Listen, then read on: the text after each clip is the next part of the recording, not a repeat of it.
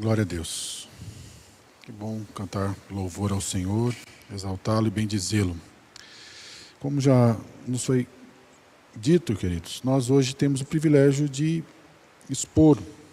Eu terei o privilégio de expor o Salmo 40 e você aí acompanhando comigo, meditando na palavra do Senhor.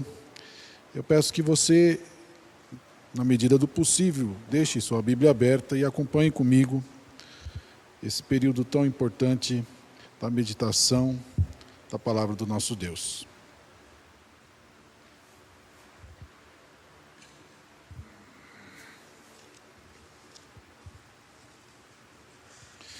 Leia comigo, Salmo 40. Esperei com paciência pelo Senhor. Ele se inclinou para mim e me ouviu quando clamei por socorro. Tirou-me de um poço de perdição e de um atoleiro de lama. Colocou os meus pés sobre uma rocha e firmou os meus passos. E me pôs nos lábios um cântico novo, um hino de louvor ao nosso Deus. Muitos verão essas coisas, temerão e confiarão no Senhor. Bem-aventurado é aquele que põe no Senhor a sua confiança e não se volta para os arrogantes, nem para os que seguem a mentira. São muitas, Senhor, Deus meu, as maravilhas que tens operado, e também os teus desígnios para conosco. Não há ninguém que possa se igualar a ti. Eu quisera anunciá-lo e deles falar, mas são mais do que se pode contar. Sacrifícios e ofertas não quiseste, abriste os meus ouvidos. Holocaustos e ofertas pelo pecado não requeres. Então eu disse: eis aqui estou. No rolo do livro está escrito a meu respeito. Agrada-me fazer a tua vontade, ó Deus meu. A tua lei está dentro do meu coração. Proclamei as boas novas de justiça na grande congregação. Jamais cerrei os lábios, tu sabes, Senhor. Não ocultei no coração a tua justiça. Proclamei a tua fidelidade e a tua salvação. Não escondi da grande congregação a tua graça e a tua verdade. Não retenhas de mim, Senhor, as tuas misericórdias, e a tua graça e a tua verdade sempre me guardem. São incontáveis os males que me cercam, as minhas iniquidades me alcançaram, tantas que me impedem a visão. São mais numerosas que os cabelos da minha cabeça, e o coração desfalece. Agrada-te, Senhor, em me livrar. Apressa-te, ó Senhor, em me socorrer.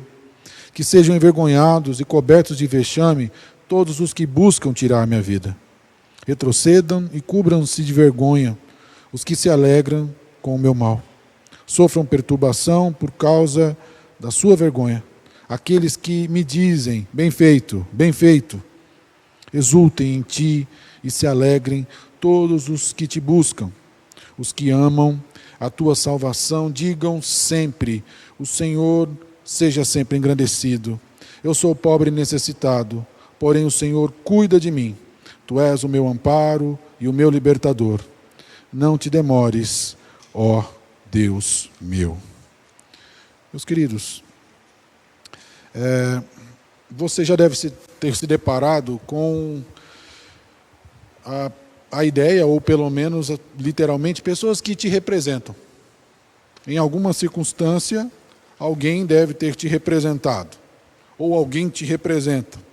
Não quero aqui entrar em polêmicas políticas, não quero entrar aqui nessas questões, mas eu quero destacar que nós somos representados de certa forma, há representatividade, e não precisamos entrar em detalhes, mas todos, eu acredito, que admitimos a necessidade de uma representação.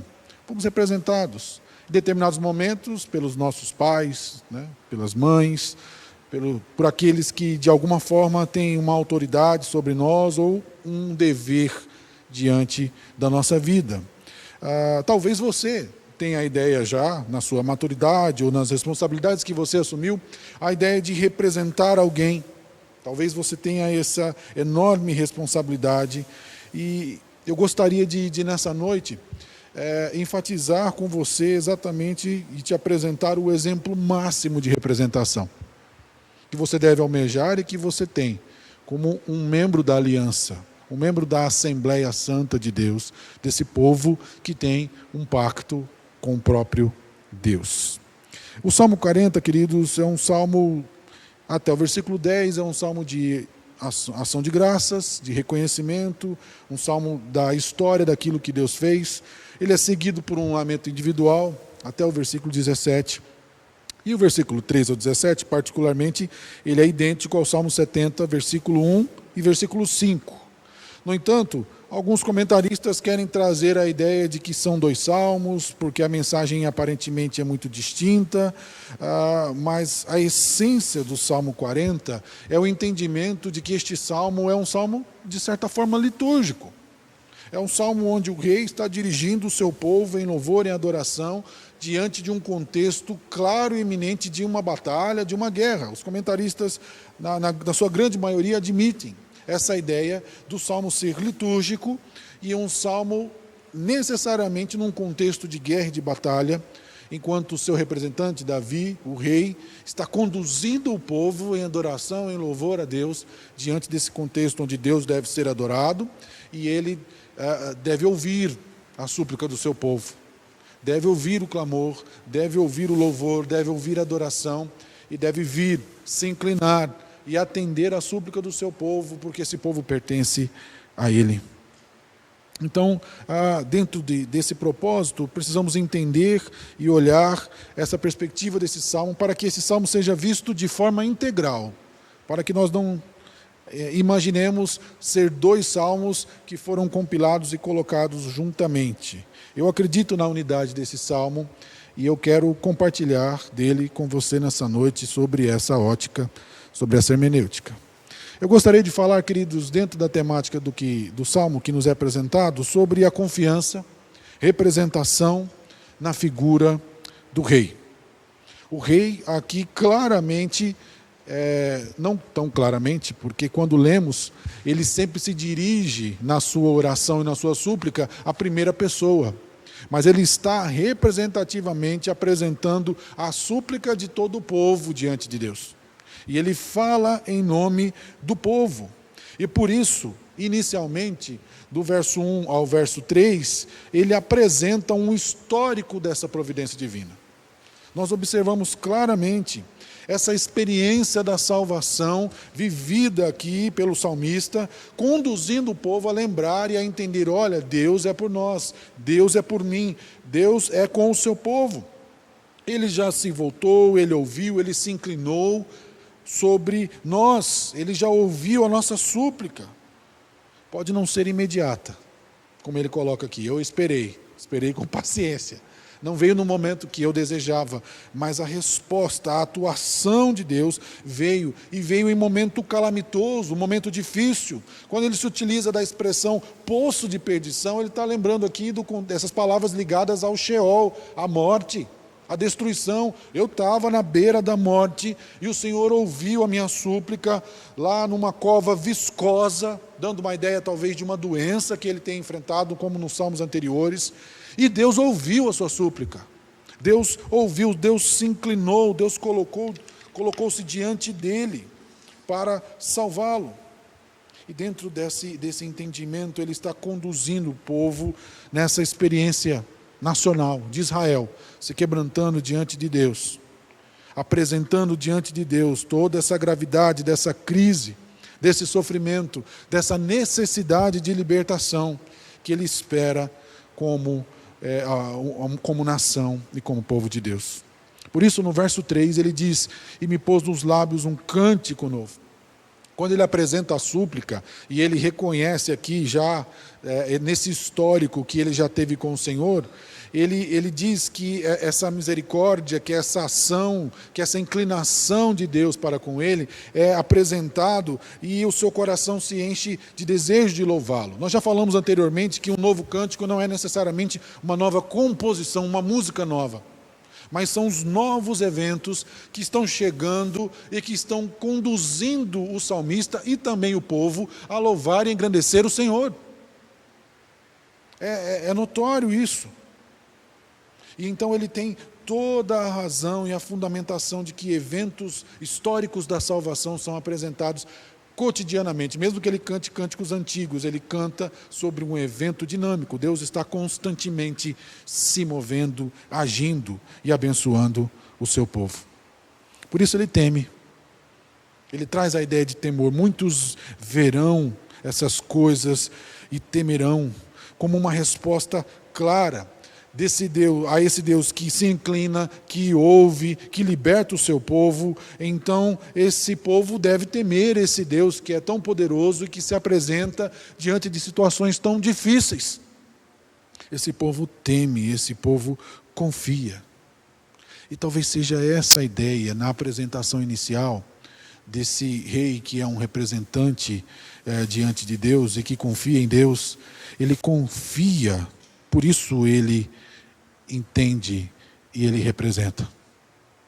Aqui nos dá uma ideia de que o salmista ele não se apresenta diante de Deus apresentando um clamor, representando todo o povo. Olha, aqui estou eu, está o meu povo, o nosso povo, o povo que o Senhor constituiu. Eu me apresento diante do Senhor porque eu confio no Senhor, porque o Senhor já fez lá atrás. Eu confio no Senhor porque o Senhor mesmo me tirou e me instituiu assim. E essa confiança eu quero conduzir o seu povo, e por isso eu posso, porque o Senhor me constituiu assim, representar o seu povo em clamor, em adoração. O Senhor é meu Deus, o Senhor é o Deus do seu povo, e por isso eu o faço. Então, de certa forma, queridos, o rei está liturgicamente ensinando o seu povo sobre Deus. É nesse momento difícil que ele toma esse ofício que Deus mesmo colocou como um rei teocrático, como um rei que se apresenta diante de Deus como alguém que representa o seu povo, mesmo sendo um rei pecador. O próprio Salmo coloca assim, mesmo sendo um povo pecador, é assim que eles se apresentam diante de Deus. É uma lição importante. Israel tem constituído um representante que tem um histórico, uma relação com Deus maravilhosa. Ele entende e vê o Senhor como um Deus do pacto, mas não só um Deus do pacto, mas um Deus do pacto que se relaciona com o seu povo. E assim ele está conduzindo o seu povo nesse momento de dificuldade, talvez próximo de uma guerra, para que o povo se levante em adoração e louvor, e ele conduz lembrando toda a sua história de engrandecimento ao Deus que é o seu libertador. Por isso, queridos, nós, na progressividade da revelação do Evangelho, olhando para esse texto, nós temos ainda muito mais razão para engrandecer o nome do Senhor.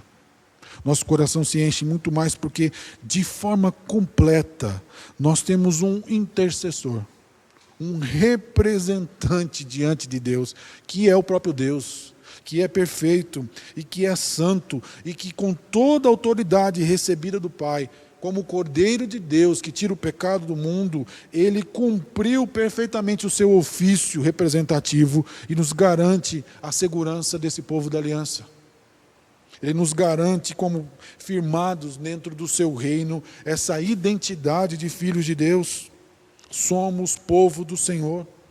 Isso deve ser uma mensagem que deve nos conduzir a um ânimo, se porventura estamos abatidos, estamos encurvados, como é citado nos salmos anteriores, feridos, porque o Senhor está diante de nós. Nos apegamos a essa ideia, porque somos conduzidos muito mais do que um Messias pecador, como foi Davi, na ideia de ungido, mas como o Messias, o sumo sacerdote, Jesus Cristo, o Filho de Deus.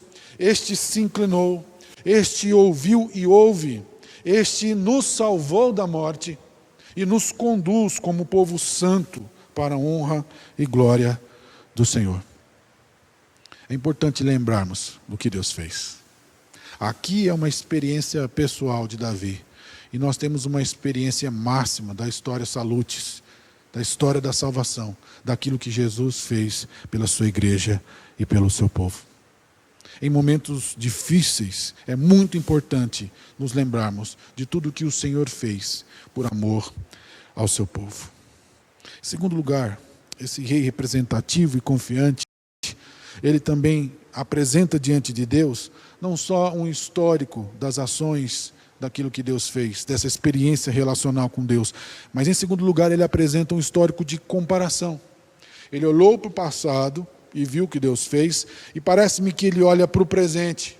E olhando para os ímpios, olhando para os arrogantes, ele faz essa comparação tão clara de quem é o Senhor, de quem são os arrogantes.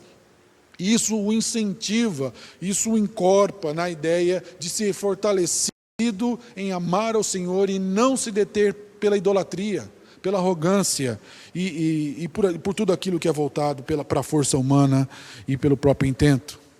Essa vitória que Deus havia dado conduz ao povo confiar ainda mais no Senhor, os seus feitos poderosos. Eu olho para o Senhor, eu só vejo coisas boas, mesmo que eu passe por momentos difíceis, mas eu vejo o seu cuidado, vejo a sua mão, vejo o seu zelo por mim. E eu olho para os arrogantes, eu só vejo desprezo, eu só vejo mentira, eu só vejo uma ofensividade contra Deus e contra a igreja e o povo do Senhor.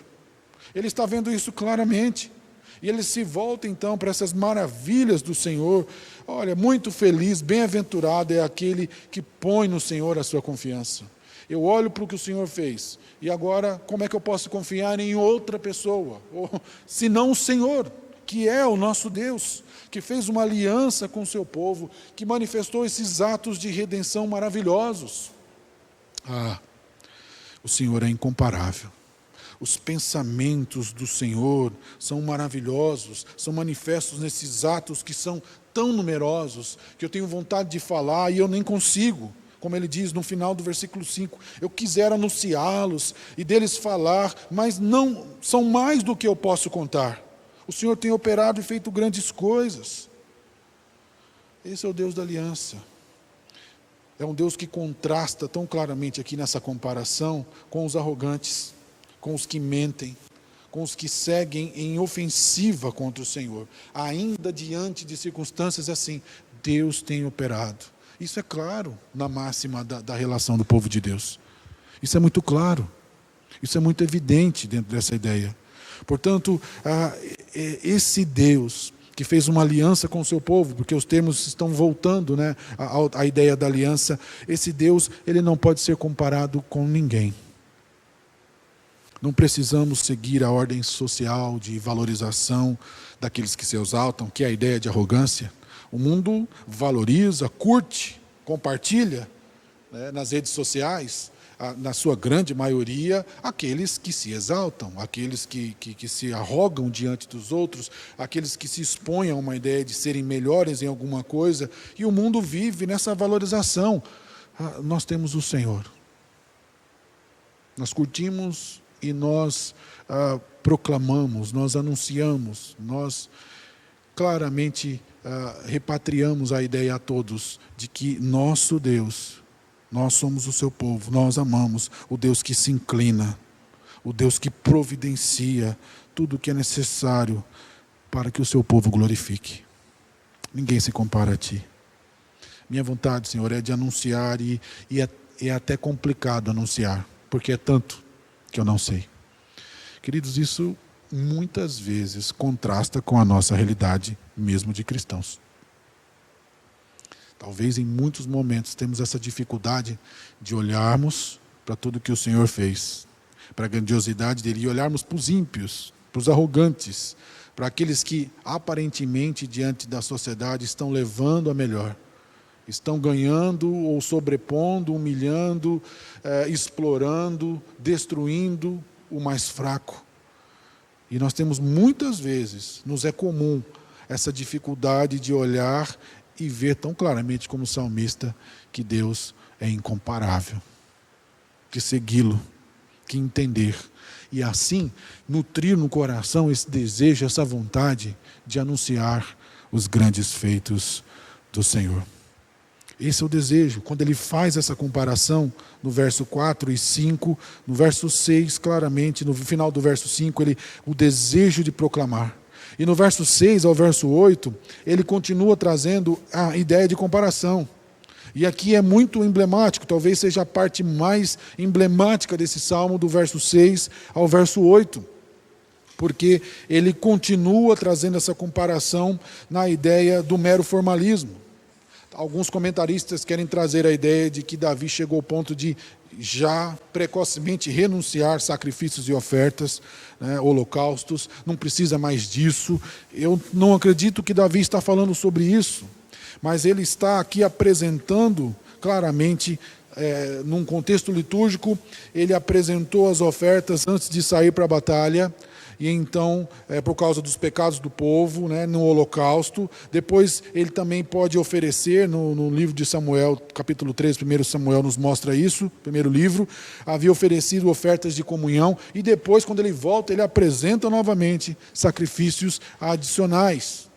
E é uma ideia, então, que Davi, ele não está refutando essa ideia. Davi sabe muito bem que o Senhor não se agrada de um mero sacrifício.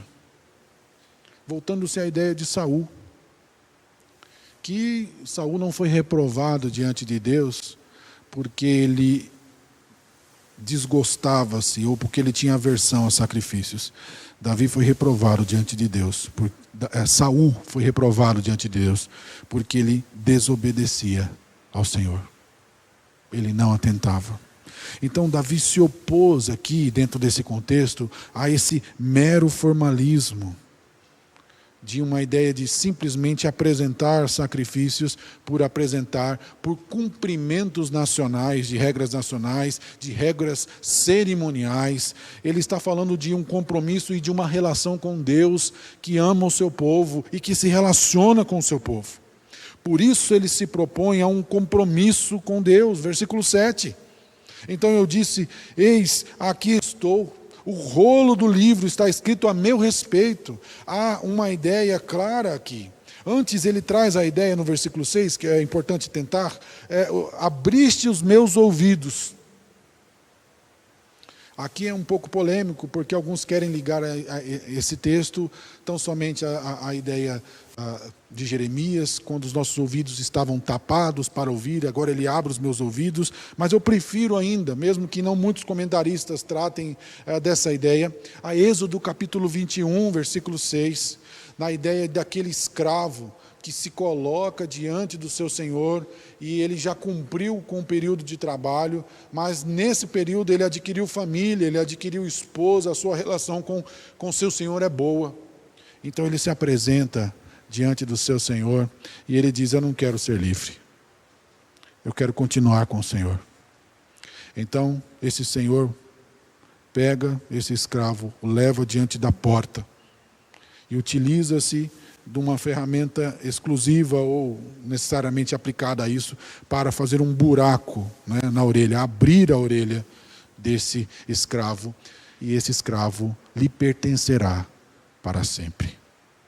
Eu vejo talvez a Davi aqui tão claramente, nessa perspectiva dele se apresentar, eu pertenço ao Senhor, eu pertenço tanto a Ti, Senhor, e que a Tua palavra, eu já me coloco como identidade, eu a desejo. Eis que estou aqui, o rolo do livro está escrito a meu respeito. Aquilo que o Senhor coloca lá é o que eu desejo ser, é o que eu quero viver. Isso é claro para mim, esse é o meu objetivo de vida, esse é o meu compromisso, Senhor. É um compromisso relacional contigo. Eu não tenho uma ideia simplesmente de cumprir os ritos exigidos pela religião. Eu quero cumprir aquilo que a sua palavra diz, a sua lei, porque eu pertenço ao Senhor. E o versículo 7 também, lembrando lá de Hebreus, que ele é citado em Hebreus, nos mostra a aplicação desse texto no Novo Testamento como algo tipológico.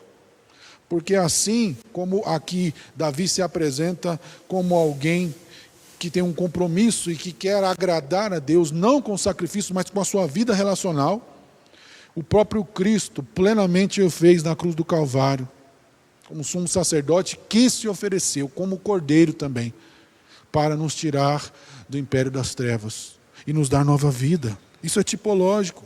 É a obediência de Davi aqui que tipifica a plena obediência de Cristo ao Pai, subindo ao madeiro, morrendo, para se entregar no nosso lugar.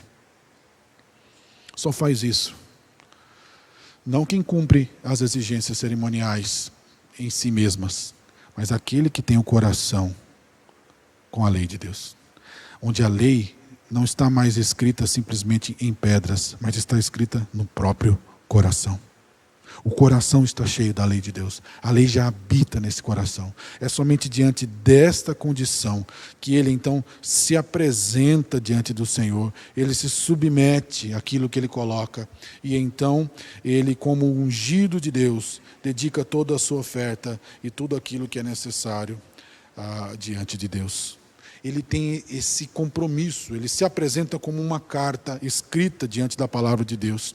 Nesse desejo sincero de conformar-se à vontade de Deus, aquilo que é prescrito no livro.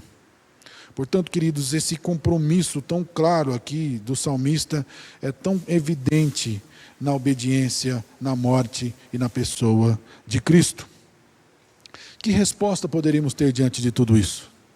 Versículo 9 e versículo 10, depois que ele faz essa comparação, ele proclama, veja que ele comparou ali o verso 5, verso 4, e no final do verso 5 ele deseja proclamar. No verso 6 e ao verso 8 ele faz essa comparação de sacrifícios, de ofertas e de servir ao Senhor, de se entregar a Ele, e ele então proclama de novo. Mas aqui ele começa a proclamar ao Senhor as boas novas de justiça na grande congregação. Já cerrei os lábios, tu o sabes. Ele começa a falar, no verso 9 ao verso 10, sobre as virtudes tão claras, as perfeições de Yahvé.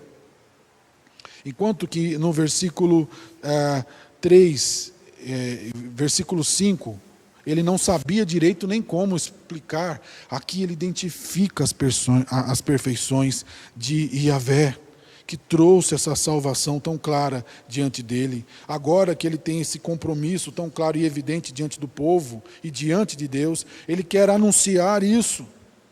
O Senhor, ó Deus, é o Deus que é justo, é o Deus que é perfeito, é o Deus que tem fidelidade, que tem salvação. E ele diz, eu não vou esconder isso da grande congregação, porque eu quero proclamar, eu quero engrandecer o Senhor. A comunhão do povo de Deus, ela compartilha plenamente os atos de Deus. Nós temos que ter essa alegria. Queridos, eu confesso que meditando, quando eu cheguei nesse versículo, me veio à mente um testemunho talvez daquilo que estamos fazendo aqui, e você aí na sua casa, exaltando, bendizendo a Deus, cantando, louvando, proclamando, falando aqui. E eu pensei, as virtudes de Yahvé nesse alto cultico, não são difíceis de serem destacadas. Contudo, eu me recordo, com muito temor, dos momentos em que publicamente eu fiquei quieto e que eu não proclamei as virtudes, as perfeições de Yahvé. Seja pela minha conveniência, ou seja porque eu agia talvez até mesmo como Pedro, negando ao Senhor. E me enche o coração de temor falando sobre isso, porque no coração ele diz, eu não cerrei os meus lábios de proclamar. Mas quantas vezes eu posso olhar para trás e ver essa dificuldade de proclamar e de engrandecer o nome do Senhor? Cabe-nos um sincero exame da nossa relação com Deus, da nossa submissão à sua palavra, do nosso entendimento daquilo que Deus é e desse compromisso que temos porque confiamos nele, assim como o salmista. Ele confia, ele representa esse povo e por isso ele adora e bendiz o nome do Senhor. Talvez no momento cultico não seja tão difícil mostrar isso, mas em vários momentos da nossa vida, muitas vezes, talvez você como eu, no passado, teve tanta dificuldade de proclamar e de engrandecer o nome do Senhor. O nosso compromisso é fundamentado em quem Deus é. É fundamentado no livro, como ele diz aqui no versículo 7. É com Ele que nós temos esse compromisso. Não com sacrifícios e ofertas simplesmente em si mesmos. Isso era necessário ser cumprido desde que houvesse um compromisso de coração com o Senhor. E sabe o que me consolou, queridos? Lendo esse salmo e muitas vezes envergonhado por não ter proclamado o nome do Senhor como deveria, é que meu representante diante de Deus proclamou as boas novas de justiça diante de todo o universo. Ele proclamou em meu lugar, diante do próprio Deus, a justiça que eu nunca tive por mim mesmo, mas que eu recebi pelos atos do meu representante santo e perfeito, Jesus Cristo. É por causa da sua justiça que eu fui salvo. Hoje eu proclamo o que ele fez e o que ele proclamou. Há um desafio para proclamarmos. Quando nós comparamos o mundo e o Senhor, nós temos todas as razões, mais que suficientes, para proclamarmos o nome do nosso Deus. Em terceiro e último lugar, a partir do versículo 11, depois que ele traz esse histórico dessa relação com Deus, dessa providência de Deus, depois que ele compara aqui os atos, os ímpios, que ele compara os sacrifícios cerimoniais sem um relacionamento com Deus, com o próprio Deus, ele proclama e engrandece, ele preparou, tudo isso foi uma preparação para ele apresentar a sua súplica representativa, no nome de todo o povo.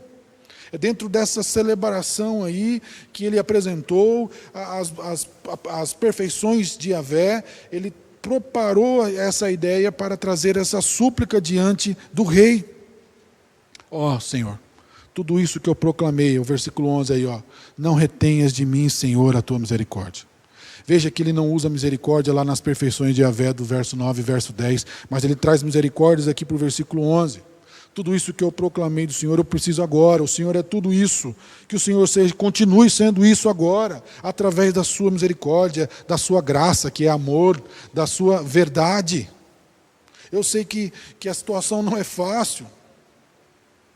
Por isso ele traz aqui essa ideia tão clara desse Pai celestial, que tem um pacto com o seu povo, mas também tem misericórdia.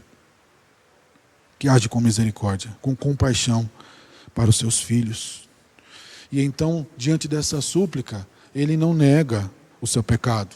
Veja que esse versículo 12 também deve ser visto exatamente com o versículo 6 e versículo 7, desses sacrifícios e desse compromisso, dessa carta aberta diante de Deus. E ele quer contrastar essa ideia de que são incontáveis os males que o cercam. Ele quer trazer essa ideia dessa relação entre o pecado e sofrimento que é tão claro no Antigo Testamento. Nós estamos sofrendo, ó Deus, porque nós pecamos contra o Senhor. São tantos que me impedem a visão, comparando com o Salmo 38, é algo que está me sufocando, que já me passou a cabeça. São mais numerosos que os cabelos da minha cabeça. Meu coração está desfalecido, ó Deus. Nós entendemos, nós admitimos a nossa condição de pecadores. Ele assumiu tudo isso diante do povo. Ele está personificando a ideia nacional aqui diante do povo, mesmo que ele utilize os verbos, as expressões na primeira pessoa, é representativamente que ele está tratando tudo isso, porque ele está falando liturgicamente com o povo. Ó Deus, eu nem consigo ver mais, a nossa iniquidade é inúmera, já passou do limite, né Deus? Nós sabemos disso. Mas Senhor, no versículo 13, que o Senhor tem alegria em nos libertar. Rapidamente, Deus. Eu sei que eu já esperei com paciência o que o Senhor fez, mas rapidamente nós estamos desfalecendo, Deus. Que o Senhor tenha alegria em nos salvar. Que o Senhor fique satisfeito em libertar, em salvar o seu povo. Veja que, embora seja tentador encontrarmos maneiras de cuidarmos dos nossos problemas, do nosso próprio jeito, aqui vemos um exemplo claro de se apresentar diante de Deus, porque só Ele deve resolver essas condições do seu povo. Então, por isso, o salmista se apresenta aí de uma forma claramente coletiva, diante de todo o povo. E ele apresenta o seu amor, a sua dificuldade, no versículo 14, reconhecendo como a dor que ele sente por aquilo que os ímpios causam. Ele diz, que sejam envergonhados, cobertos de vexame, todos os que buscam tirar minha vida. Nós estamos indo para uma guerra, Senhor. vai ser difícil, eles querem nos destruir, que eles sejam envergonhados, que se cubram de vergonha. É um sentimento tão claro que ele está derramando aqui diante de Deus. Eles é que sejam assim, enquanto eles estão zombando de nós, no nosso tropeço, eles dizem bem feito, eles estão rindo do nosso sofrimento, que esse sorriso deles seja calado com a exultação e alegria. Enquanto eles estão gritando e nos humilhando e nos caluniando, o grito de alegria e de exultação do seu povo cubra toda essa ofensa e que eles fiquem emudecidos e envergonhados pelo grande proceder do Senhor.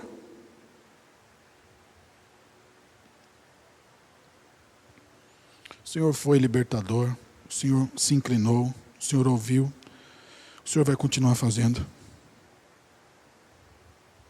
Veja que ele, no versículo 17, ele não utiliza mais termos da aliança para destacar essa relação com o seu povo, com o próprio Deus. Mas ele claramente apresenta-se diante de Deus como um povo que busca a salvação. Não demore, Senhor. Manifeste a sua misericórdia. Traga a sua libertação. Pense em nós. Aqui ele está enfatizando não os tratados do pacto, mas ele está tratando da relação pessoal que Deus tem com o seu povo.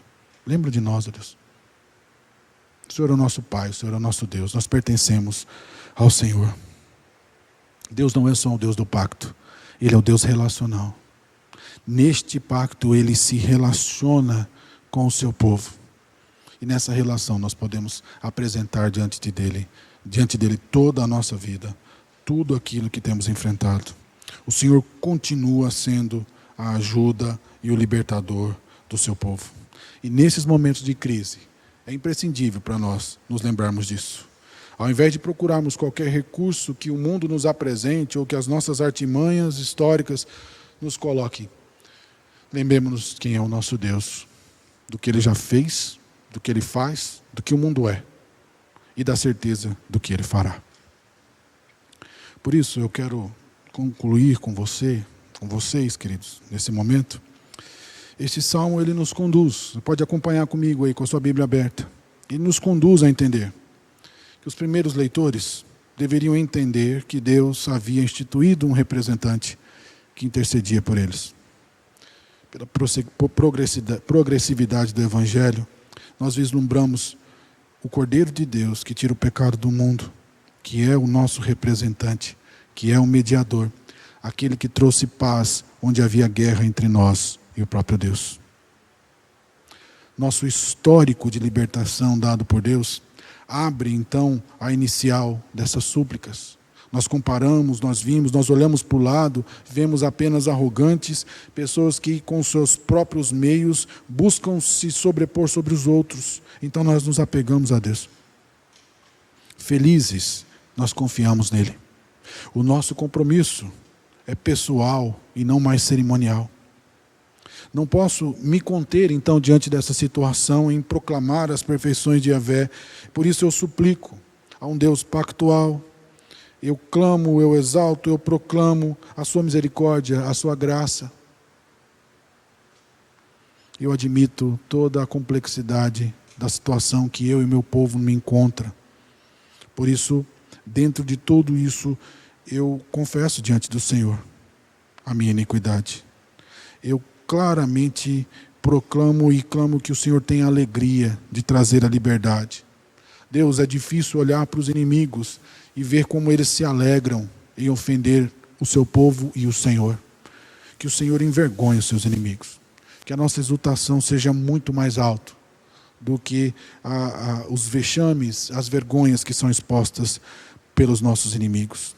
Que a alegria da salvação, dessa intervenção do Senhor, desse cuidado do Senhor, seja muito mais alta do que qualquer opressão do inimigo. Então, queridos, Davi está consciente do que Deus fez, do que Deus fará. Ele nutre a sua esperança no Deus que se revelou. E ele claramente vê a ação de Deus em todos os tempos verbais aí, no passado, no presente e no futuro. Não há espaço, não há questão temporal que nós fujamos à ideia de pertencermos ao Senhor e da ação do Senhor diante de nós.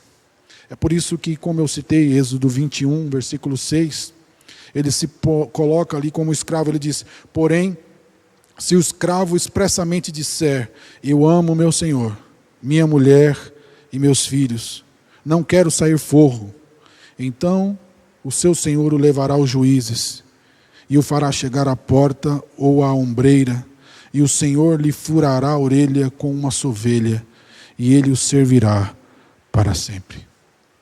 Nós pertencemos ao Senhor. Não tem nada melhor do que pertencer a Deus. Não tem nada melhor, olhando para o passado, olhando para o presente e olhando para o futuro, nada que se compare a servir o incomparável, ao único Deus. Por isso, essa identidade do rei teocrático, desse líder representativo, o conduz a ver a Escritura como algo importante e fundamental sobre a sua vida. A sua alegria está voltada nisso. Esse Deus relacional.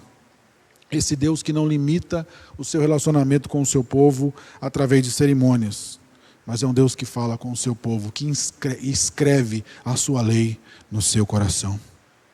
É esse tipo de compromisso, não apenas um vislumbre da obediência de Cristo, mas a própria vontade do Pai em conceder o seu Filho Jesus Cristo como representante legal diante dele. É Jesus o nosso representante legal. É Ele quem cumpriu com todas as normas, com toda a lei, e nos trouxe a paz com Deus. É nesse representante que eu me apego. É esse representante que eu apelo a você a se apegar.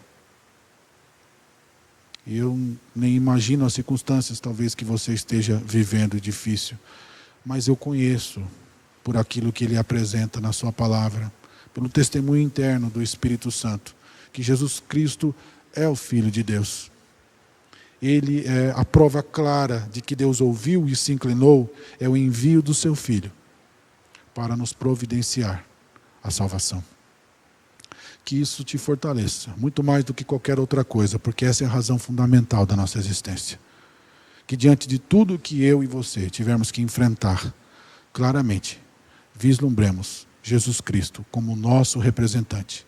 E assim, confiemos que Ele agiu, que Ele age e Ele agirá. Se deleite nisso. Nos momentos difíceis, Jesus não nos abandona, mas Ele está à direita do Pai e intercede por nós.